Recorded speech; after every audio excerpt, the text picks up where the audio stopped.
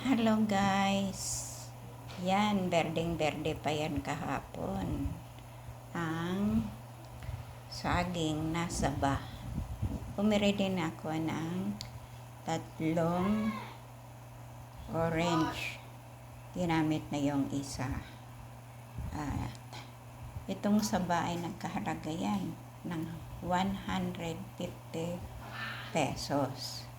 At ang orange naman ay 3.50. Ito naman po ang bayabas. Bali, bawas na yung bayabas na yan guys. Ano yan?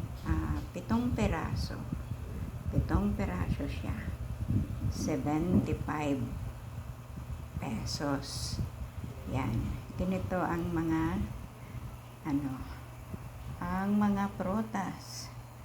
Ang mga bilihin dito sa Pilipinas na kung manghinayang ka sa pera mo, di ba naman pwedeng kainin yung pera kung gusto mo makatipid.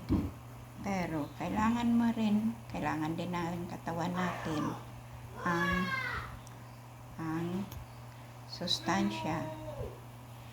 Kailangan ang sustansya natin sa ating katawan. Kaya kailangan nating gumastos.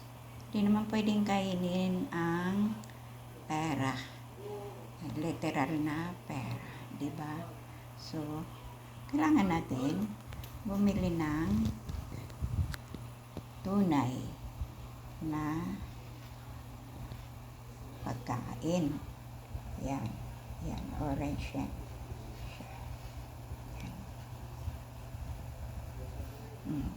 Manilaw-dilaw na yung saba. Siguro bukas makalawa yan. Ay pwede nang ilaga. Yan. Gusto naming nilagang saging ang aming kakainin. Ito namang orange. Yan, orange. Ang ginawa ng aking anak ay binalatan niya. Yung balat naman ay pinakuluan niya ng tubig na may halong turmeric. Yan guys. Yan.